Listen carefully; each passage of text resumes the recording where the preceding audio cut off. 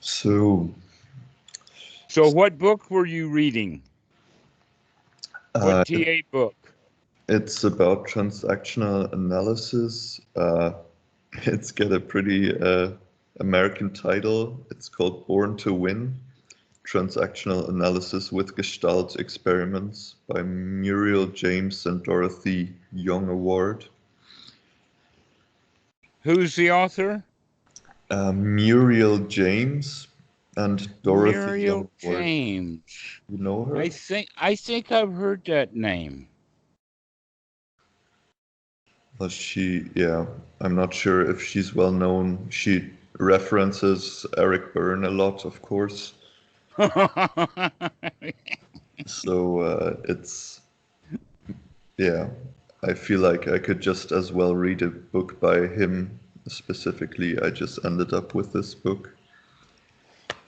But they are basically saying even the word that you're using, yeah, being a winner, is getting into the adult state and knowing then when to also choose to use the parent superego verbal sankharas, or when to use the emotional sankharas, the id, and allow yourself to just be natural. But the thing is that you're in charge.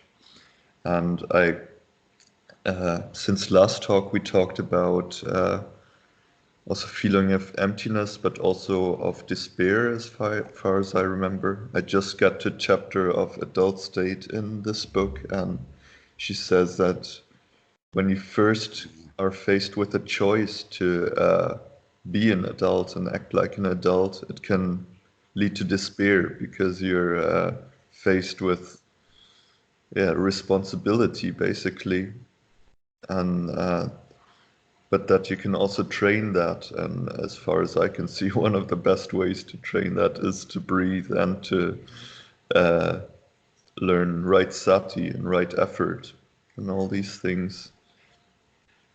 She I had even, wonder if that's something that's missing, is that quality that you have to remember to do this over and over and over and over again. Otherwise, it's just book knowledge. right, yeah. So I just got to the exercises, and actually, the first exercise she proposes is death meditation. Basically, you imagine yourself on the deathbed and look in your life, and she says this awareness of death gives some urgency to life, basically. So that's something she proposes, and funnily, you've proposed too. Well, Well, that a answers bit one different. question. That urgency that she's talking about can only come from a young person. Old people do not see death coming in that way. Hmm. You'd think, oh, the closer to death, the older you get, then the more urgent it is. And no, no. When you start to watch the body falling apart, and you recognize that you've got only the choices of old age, sickness, and death, or merely what's happening now and then death. Death is looking pretty good. Because by that time, the old person is already in sickness and death, and they're recognizing that there's only one direction. This is all going downhill. We might as well enjoy the ride. Whippy, finally it's downhill. But the point is that it's going to go for a crash landing. Can you enjoy that too? Yeah, yeah. So that's where I thought I noticed a bit of a split between Buddhism, or what we talk about, and this, because there they talk about values, and we start living our values when we're adults, while that those values come a bit out of nothing again. They're just kind of a belief that human life is worthwhile and that we can create something worthwhile. While Buddhism comes much more from the perspective, yeah, Of, also hey, that. your house is on fire. Hmm, Hey, your house is on fire. You got to do something about it. hmm, That's the Buddhist perspective, dukkha, and then dukkha nirodha. yeah, See, the TA point, you're right. They already see it as an automatic winner but their win is a much lower win because it was never noble. It's almost as, let us say, is as high as not quite yet noble can get.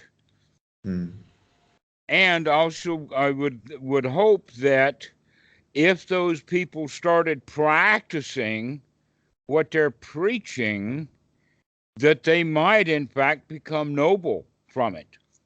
To recognize that, wait a minute, if I'm going to come that far out of the world, why don't I come all the way out? Because what I'm still clinging to is still painful.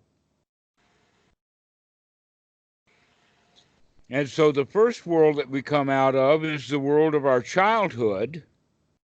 Who am I? And then the second world we come out of is the world of the laws, rights, rules, rituals, and all of that kind of stuff, which is the Sila Bhatta Paramasa, which is our relationship to the world. Well, within TA, they don't quite finish that. They don't go whole hog into it. But if they started to practice correctly, they would begin to see through that altogether, and then perhaps they would see at least how to say it would be that there is now a path to complete freedom from suffering. And that complete path has to do with this practice of over and over and over again. But it also, I think, that TA has bought into, and I'm not sure that you read any of the chapters, but they bought into the quality of about exercise. All of the medical industry is all over exercise. And one of the main reasons that exercise is so highly touted is because in most exercising, you've got to get your breathing system going. And so if we operate with just breathing, then we're much more like yogis than TA folks. But when you put yoga and TA together, you wind up with Buddhism. Now, here's a question, just a general question out there, that the way that I described the adult ego state is growing up, taking charge, and living our own life with our own value system. And then the value system gets nebulous to where within the teaching of the Buddha, oh no, we got that value system nailed down. And it's very short and it's very sweet. Dukkha, dukkha, nirodha. That's it. I see dissatisfaction and I come out of my dissatisfaction. To where TA doesn't have that. But what we're talking about, back to that point, is that how would I know this point about the adult ego state as being that which becomes the lion? Did I figure that out myself? Or was that something that I read in TA? Or was it something that I experienced for myself? And when I say figure out, I mean figure out through the suttas. Because I'm really not a neuroscientist. But I do know this, that there is something that is a whole lot better, rather than acting like a parent going around trying to get everybody to follow your rules, and a child which is subject to all of those rules and is resisting them, but going along with it unhappily, when in fact there is this adult, this human part of the brain that is so useful and valuable if we would only turn it on. Because it really is like turning on a power station. It's not just a matter of flipping a switch. We've got to get it energized, and that's where the anapanasati, that's where the breathing comes in, that they're not using so much about TA. And there's another point about Buddhism that comes out of that quality of suffering and no suffering, and that is that when one becomes nobly minded, they begin to behave in a certain noble way that transcends the kind of behavior that ordinary people are. When those things are listed as noble actions, noble speech, and noble livelihood, the people who don't quite understand that will take those things, grab them, turn them upside down, put a handle on them, and sell them as merchandise under the label of Buddhist religion. These are the precepts. Turn them into rules. Make the children follow them. Threaten the children that if they don't behave this way, that the gobbledygook man or something is going to come after you. Maybe the comma dude, the comma machine is going to warp your bones if you don't behave the way we tell you to behave. All Karma right. police. So that's the rule system then, whether they're Buddhist precepts or the Ten Commandments or just all of the school rules that get layered on one after another, is all placed into that area of the mind that we call the superego. Thou shalt, and then follow it by millions of dots. And really, if we would just follow that one simple rule, the one simple rule is to look at what you're doing, and if it's suffering, stop doing it. Yeah, I had that the Sunday when it was a ridiculous situation. I was planning on what I should get for groceries to eat. And I thought, oh, I want to get all this healthy stuff, but then I have to cook a lot, and I won't do that in the evenings when I get home. It's too much work. And I was really, really thinking about that hard, and oh God, what should I do? At some point, this is so ridiculous. And I just snapped out of it and actually laughed about myself, and just got up and got the stuff to eat that yeah, like healthy stuff that I wanted. Uh-huh. That was Well, you one moment where I thought, yeah, I can get out of that. And can yeah, just what you talked about. snapped out of it is a good term. Wakey, wakey, I like. That's sati arising. To remember to look at what you're doing, look at what's going on. I remember so clearly. This was actually so funny, and I remember him laughing because he had heard it before. But I was talking to Bhikkhu Buddhadasa about meditation, and I used the statement, if at first you don't succeed, try again. And he said, no, if at first you don't succeed, look at what you're doing. And yet, most Westerners, when they don't succeed at meditation, they keep trying and trying and trying, at least for a while. And then they either become very, very much super ego tryharders, or they become into despair. They either find the parent or the superego or the child position to fall into when they're not practicing properly. But by using that frontal cortex, waking up the frontal mind, putting on the sati, snap out of it, literally. That's such a cool word. I love it. Yeah, to just snap out of it. Good. So there you were, standing in the grocery store with your super ego saying, you got to eat healthy. And the child saying, I'm not going to cook that.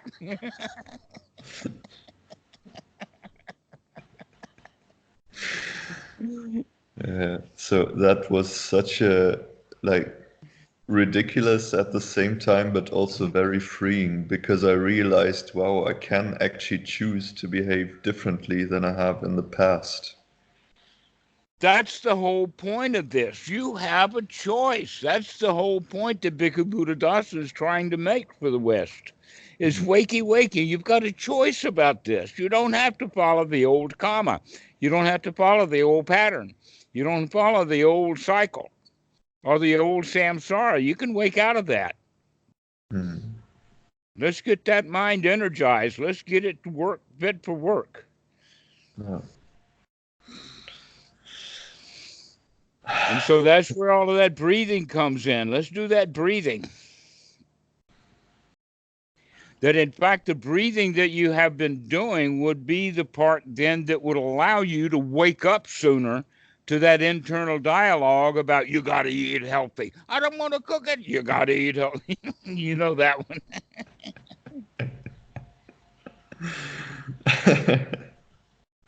And then we laugh because it's so funny to see that internal dialogue in there. Yeah. That's what TA is all about, transactional analysis. But now we're taking that transaction between two people out of the picture and look at the internal dialogues that are going on, the internal transactions that causes those momentary unhappiness or dissatisfaction. But when we wake up to that stuff, it's like, aha, I caught you.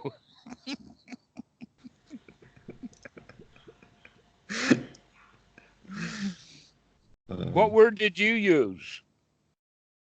The snapping out of it, or Snapping out of it, right. What did you call that when you said, ah, I got it?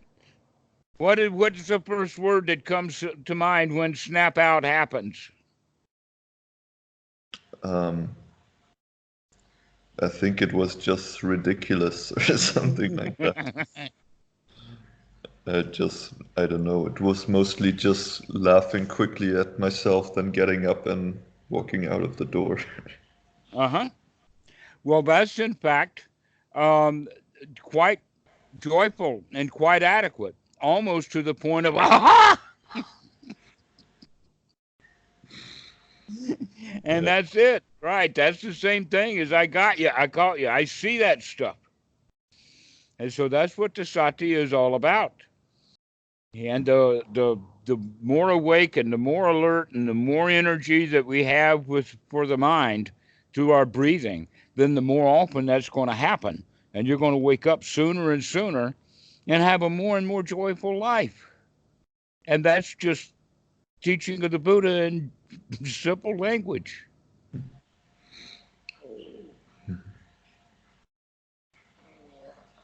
Yeah, it's very,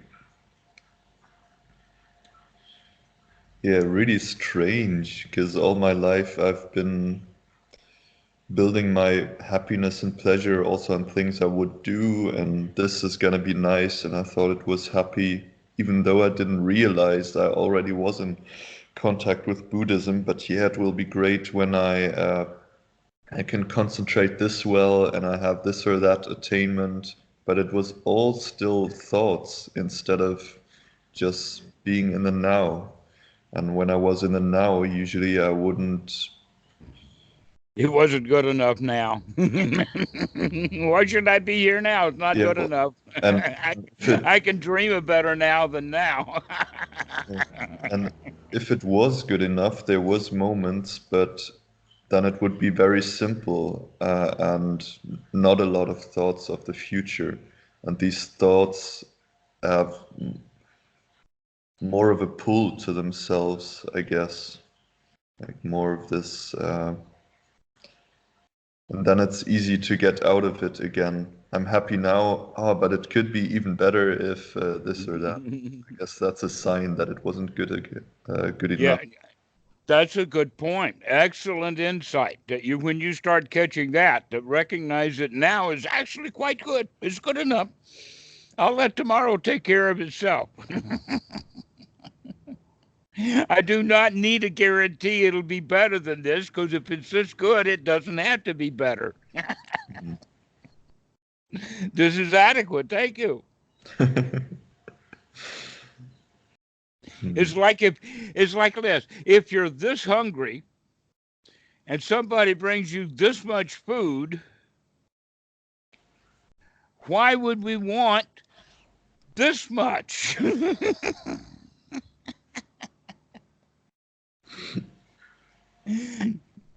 Let's be satisfied with taking what we want off of this plate and having a ball with it. Instead of worrying about, well, wait a minute, I have to eat tomorrow. Let me steal some of this food off this plate.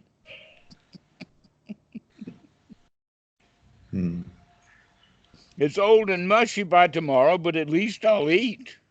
Not recognizing, oh no, that plate comes by quite often because you manufactured that plate yourself. Hmm.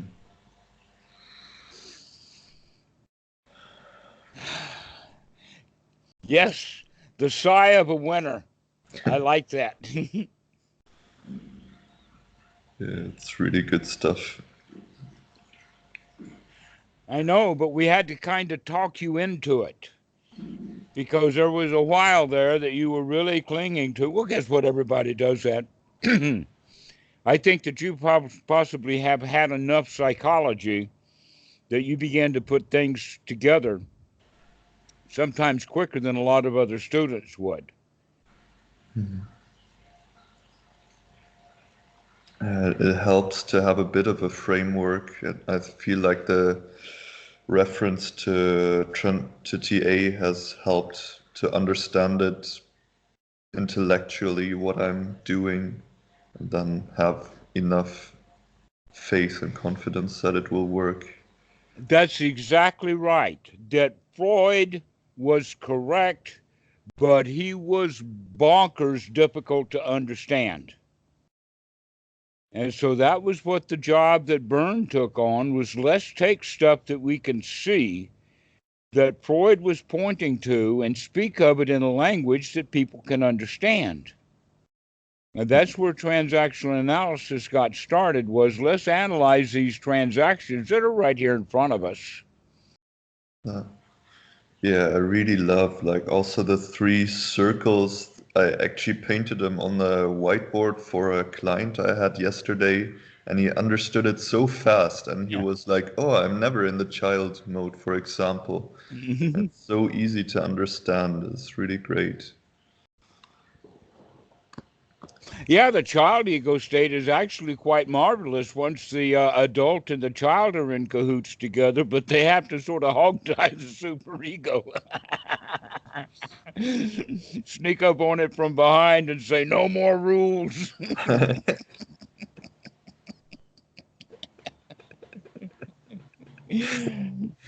Hmm. You're not the rule master anymore. You're not the one who says when we can smile and laugh. We can decide that for ourselves. Hmm. How's that actually? Do I remember that right? That you said that Jung and his sort of psychodynamic uh, therapy approach was the closest to Buddhism?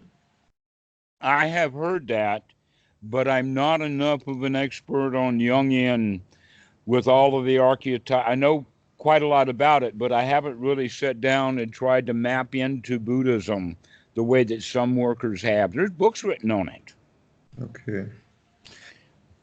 but I wouldn't recommend that because it sounds like a lot of work.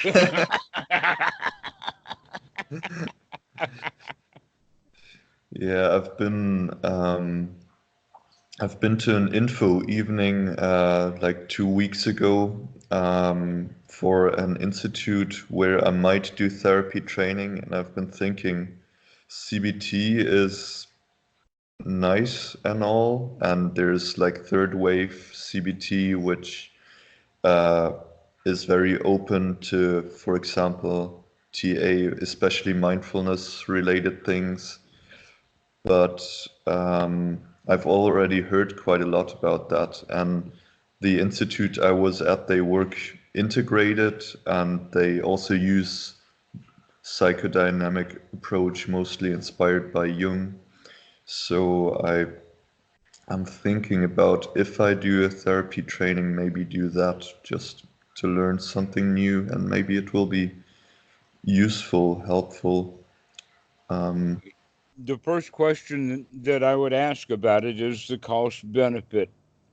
In other words, if you do their training, what benefit will that be in the world of you being a psychotherapist? Will that be the it? I mean, once you get that training, that's all the training you need? yeah, I have to do a training anyways, and it has to be psychoanalysis or this psychodynamic approach or CBT. I'm not that interested in psychoanalysis.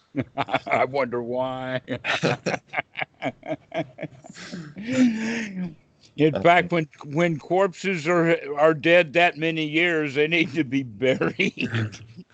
But we still dig up Freud because he still seems to have some meat on his bones a bit, as we've talked about.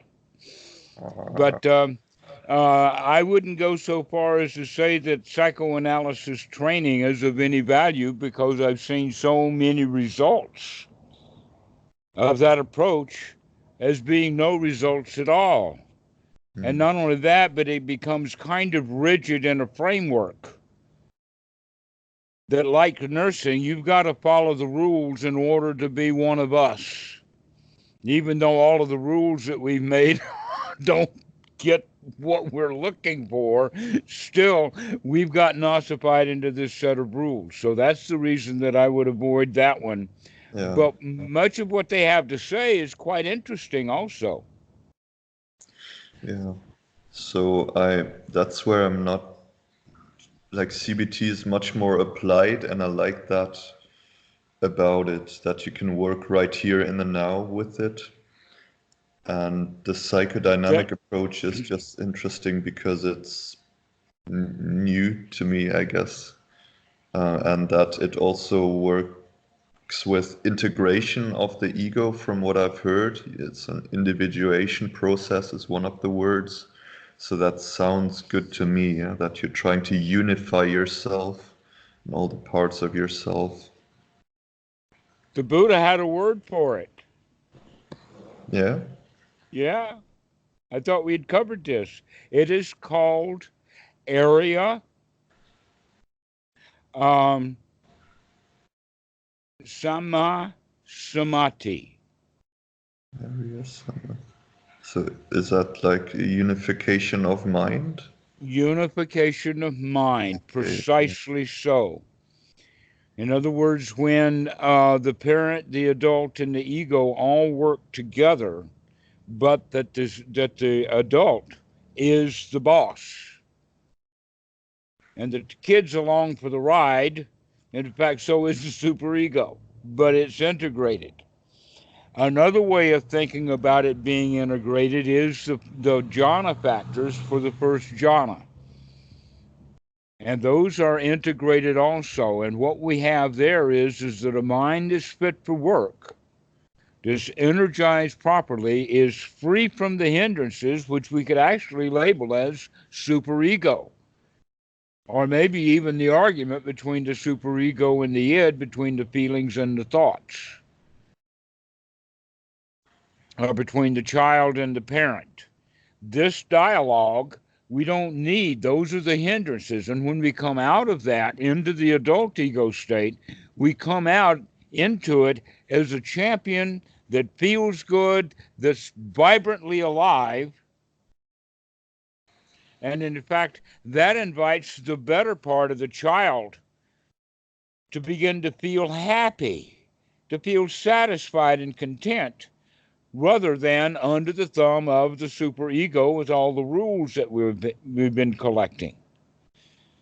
So that's the first jhana, and I would say that first jhana then would be a magnificent way of pointing out what this unification of mind is that we find at the tail end of the Eightfold Noble Path. Yeah, I yesterday, during the longer meditation, I've never really felt like I was close to jhana. It was something far away somehow. But at one point, I could kind of see myself in this really fulfilled, or not see myself, I just felt it. Felt really happy, fulfilled, and I knew how I could course correct when I moved a bit out of it, and it was almost, yeah, it was a flow experience. It didn't last very long, but I thought, yeah, basically, if I can stay in this, Okay. I'm Now, I have two questions, and that was the one thing that you didn't mention was the feeling of success, or the feeling of being a winner, the feeling of, oh, I can do this, rather than, oh, this happened. Because, oh, this happened is not quite as good as, oh, look at this, what happened. I just did this. I feel pretty good about it, okay? So Yeah. that's the first question to ask. And the second question would be, and what was it that was so important that pulled you out of that state? Because you said it didn't last long.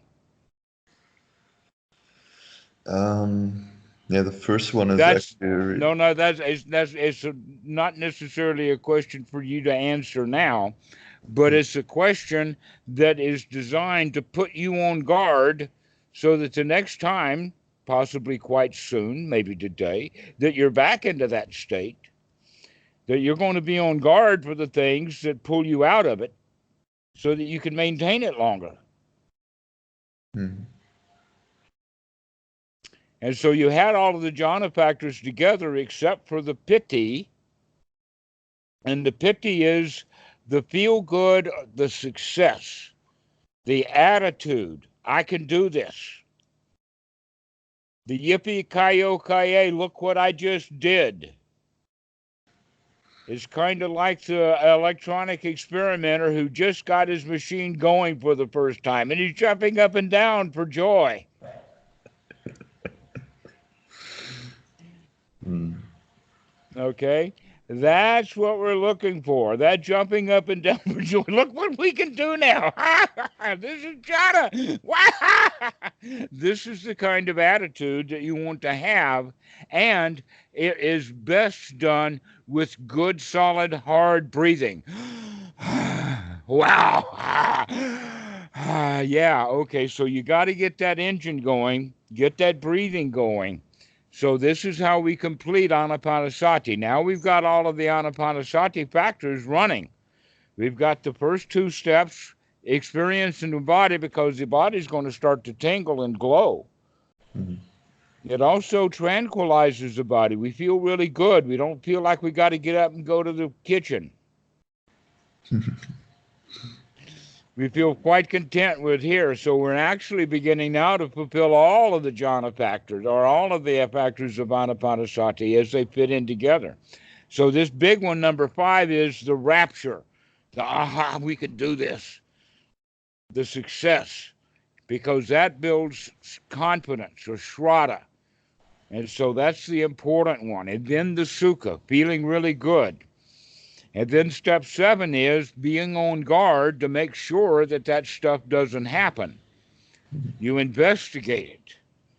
And then when it does come up, you know how to handle it. You know the relationship between the mind and the body in the sense of, between the feelings and the thoughts.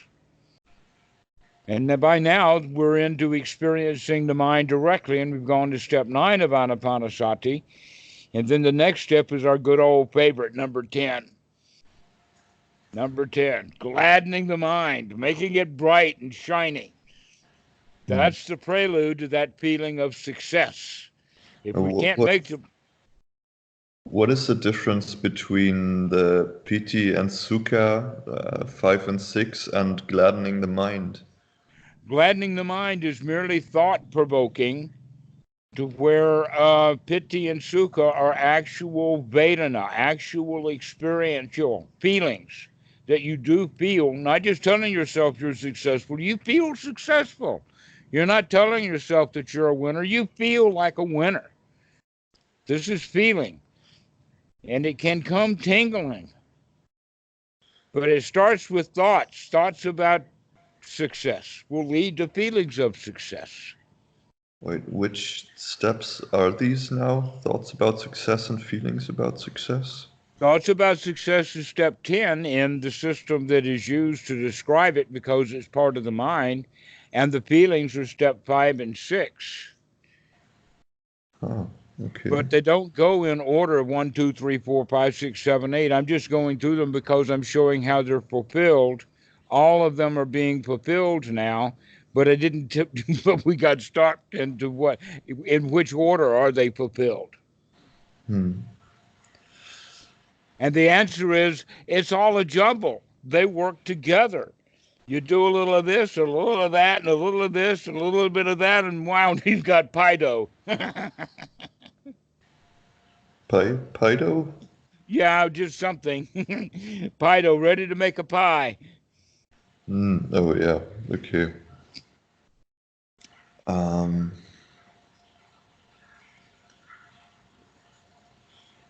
so that made a lot of sense just now to at well the order actually made a lot of sense that first you get your mind happy and then you start monitoring for to keep there monitoring your mind.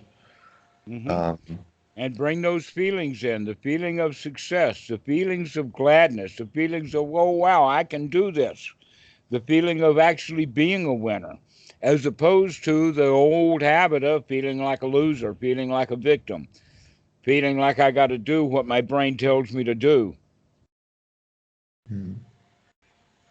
and that's already in step 5 and 6, right? Yeah. And what was it, 9 and 10? How, like, thoughts about his success? How does that look Yes, like? thoughts of success, thoughts of gladness. Aha, I see you. It's the way that I would see it. The other one, which you were just talking about, was, that's gladdening the mind right there. So And that that, settles into a state of satisfaction. But it's even better satisfaction when you add in both the deep breathing and the experience of, I can do this. This is not something that happened. This is something that I created. hmm, yeah, okay. This is not a mistake.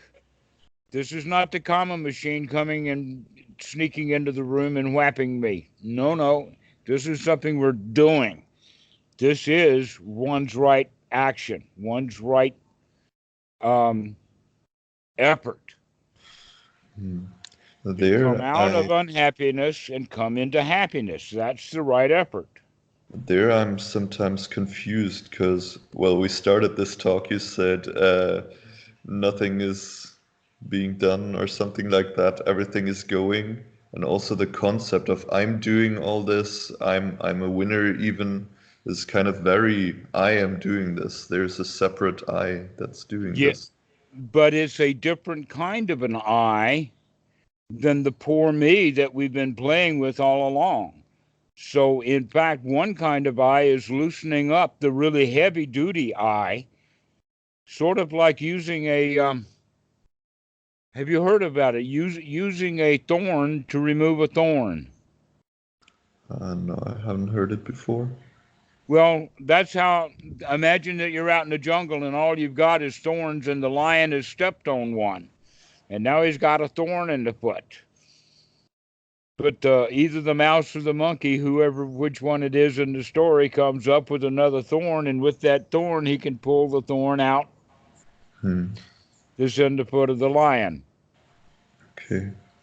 But is it So, is it are you supposed to in the end also drop this idea of myself as a winner line and so on? well, once you become the lion, then there's no reason to identify with the lion. You just merely go around roaring. You see, that's the whole point, is that we're loosening our identification. So it's okay to identify just a little bit with a lion, but you're going to drop that identification too when you see that it too is suffering. That's conceit. Hmm. That's worth not holding on to either.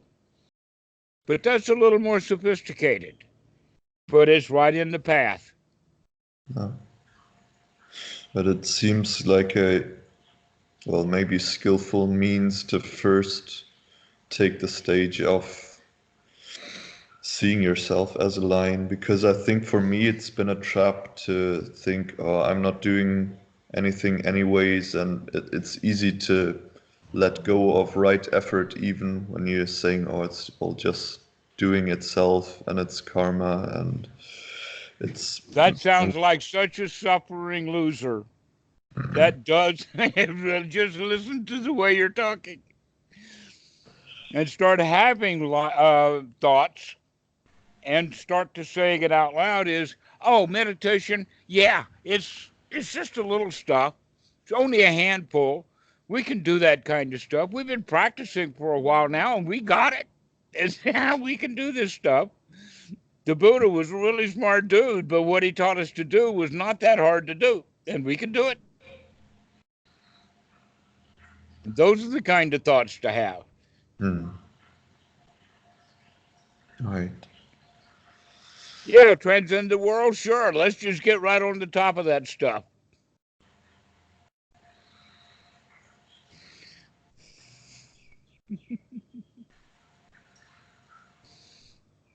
This is the kind of talks when I think about that I got to tell students like yourself is that I'm really not a meditation teacher. I'm not even a coach. I'm much more like a cheerleader.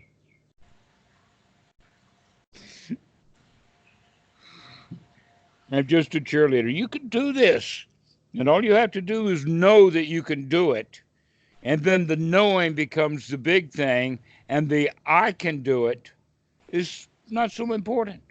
But it's that knowledge that builds that lionhood that you know what you're doing is correct. You've been down that road and you understand the pitfalls. And now I can boogie down that road without falling into the ditch. You see, so that knowledge comes slowly. It doesn't come right away. But if you don't practice it from the beginning, or start practicing it sometime, you'll never finish the practice, and it will never become playful. Yeah, I think when I practiced TMI, the mind illuminated quite intensively, there was always a doubt in me of if I could actually do this, if I could get better concentration and monitor my mind as closely as I needed to. And I feel like that doubt in itself made it quite effortful to do all of that, and kind of predisposed me in the end to not make a whole lot of progress there, because my self-image was sort of not changing. yeah. And I went, like, kind of like you said, I think more to the super ego state. So now we really gotta hang in there and put in those hours and really do that, which made it more and more unpleasant too.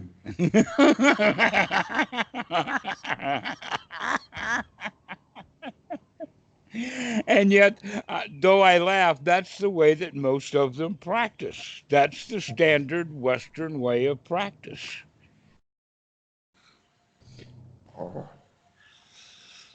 You're not unusual. Everybody starts that way.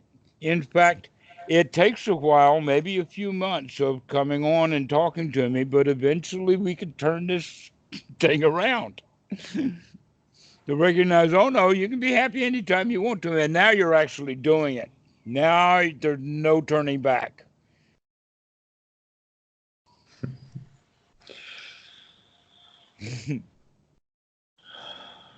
So remember those two questions that I asked you from long ago, and that is, the first question is, where is the piti? Because you've got all of the other jhana factors. What is the piti? That's the success. That's the attitude, I can do this. The attitude is also a feeling of great success that, yeah, we could do that. The kind of feeling I think you've been robbing yourself of your whole life, that you're not even supposed to have such an exquisite feeling of absolute, I can do this one. But you know, that kind of feeling is necessary in certain positions in order to do the right thing, which would be to lose the game.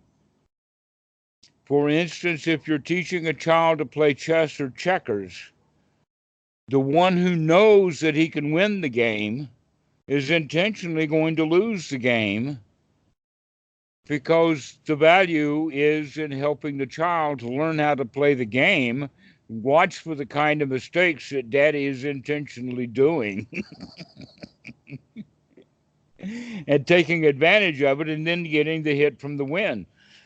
But if daddy wins every game, daughter's not going to be so interested in learning chess or checkers or anything like that. So you gotta let them win, but the only way that you can let them win is when there is no longer any investment in the winning. And the only way that that can happen is because you know you're going to win the game. If that's your intention, you can do it, because this child doesn't know the game yet. And so you start off with that winner's attitude. Now you take that winner's attitude to everything you do, and you'll begin to figure out, oh, some games are not worth playing. You just let the person win that one, because I'm the actual winner in the sense of feeling. So that's an example of what we're talking about, that you know that you can do this meditation. You've already had experience at it, you know, and I'm watching you. When you take that deep breath, I say, yep, it's registering.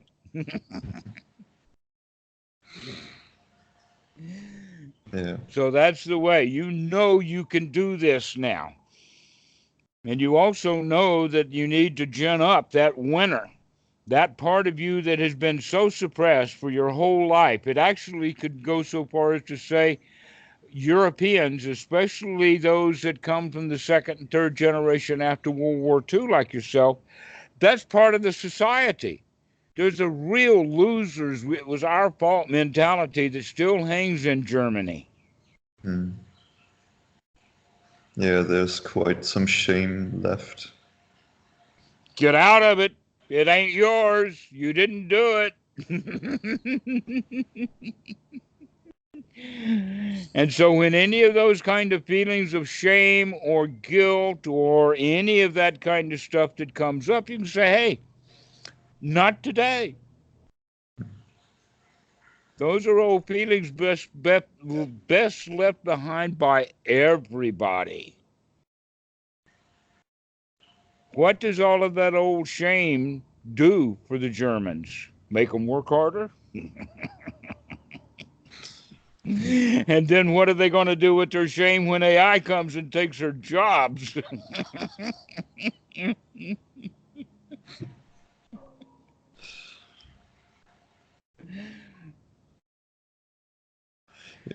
Yeah.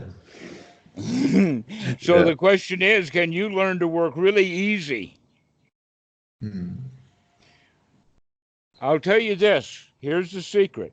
Being a psychotherapist gives you an excellent opportunity to teach the Dhamma and to have a happy life. But most of the psychotherapists choose to be good therapists rather than having a happy life.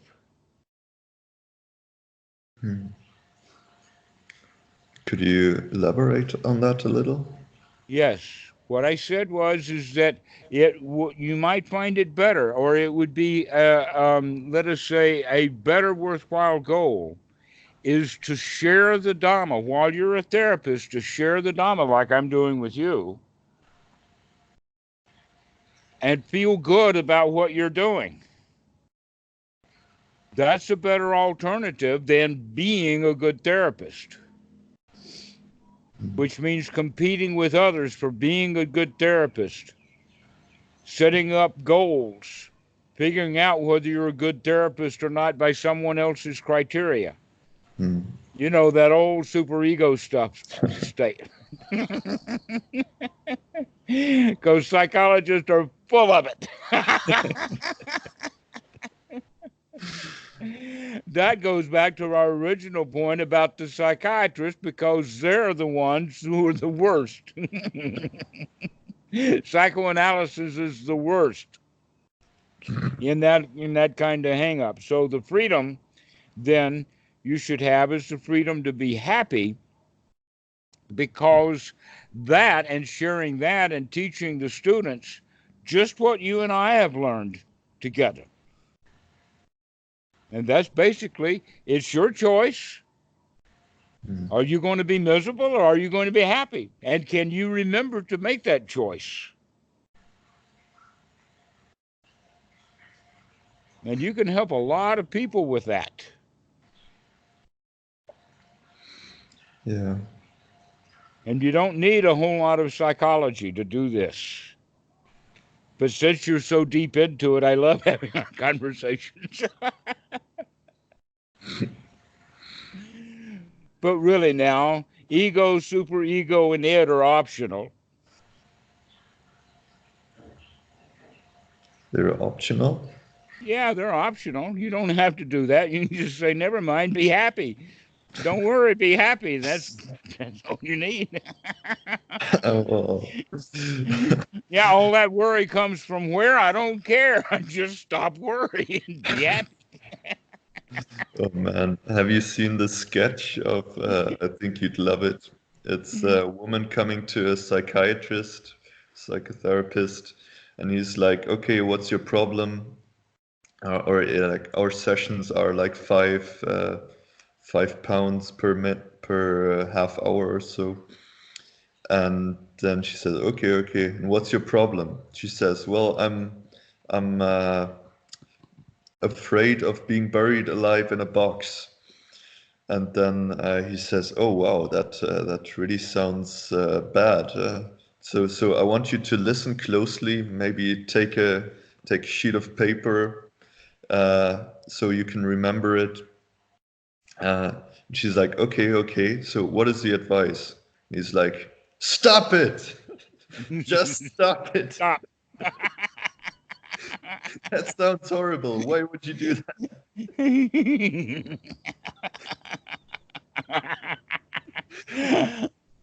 I'm going to have to steal that one and put a monk in there instead and make it a Buddhist joke. That's actually a lot like what you're doing. Yeah, that's right. Just say, hey, I see you. Stop it. You see you too, and you will stop. Mm. Yeah. Yeah, that's one of the things that I've heard. One of the students say that they write on Reddit that I'll call people on their stuff. Mm. Yeah. So I think in therapy, I would probably behave a bit different because some people are, it seems to me, so far away that there's a risk that they will stop coming because they don't But feel it heard. is all about the relationship between you and the therapist. So that would That have to be established first, right? Yeah. So you have to probably go with the people for a little while at least so they know you actually see what's happening and you don't totally misunderstand them. hmm Yes, Bander and Grinder call that pacing and leading. Hmm. Oh, that's interesting. And that's what the Buddha did also. There's suttas where it looks like that he's fully agreeing with the rebirthers and the reincarnationists. To where, oh no, it's not that he's agreeing with them, it's just that he's making sure that they understand that he knows their position. Hmm.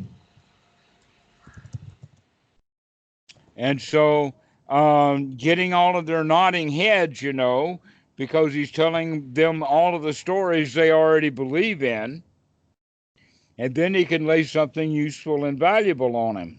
And then whack him. Exactly. So that by the way, that technique is so old. I mean, now we know it's 2,500 years old. You could also think of it as the Socratic method in the sense of you keep asking questions until you lead them away from the position they were in into a better way of looking at it. Oh. Yeah, that's also interesting because it's very big in CBT, right? they use a Socratic method a lot, so that's nice to be able to integrate that. It's good stuff. I gotta go in like 5 minutes, but I wanted to make sure because it seems important to me to focus a bit on the 2 points that you were making about first the pity, really seeing that, yeah, that I'm doing this. It's not just happenstance when something good happens, but making that feeling firmer. And yes, the feeling of being a lion, the feeling of being a winner, the feeling of success that gives you the knowledge that no matter how obstructed the mind is, you can clean it out. And that's a feeling. That's not just an intellectual thing. That's a solid evidentiary that comes through that kind of feeling that we're talking about, feeling of success. yeah, That's the first one. yeah. What was the second one again? Once you get What into got me that out of it? state, once you get into that state, what is it that you're going to allow to pull you out of it? In other words, do a bit of an inventory while you're on guard. When you go into the guard shack, look at the wanted posters. Check out the neighborhood. And then you can be on guard for any of that stuff.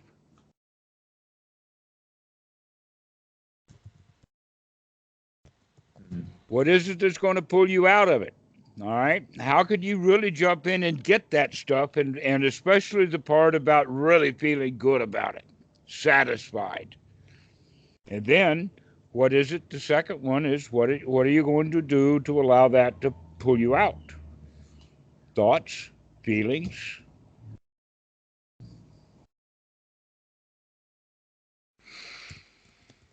Right. Excellent. All right.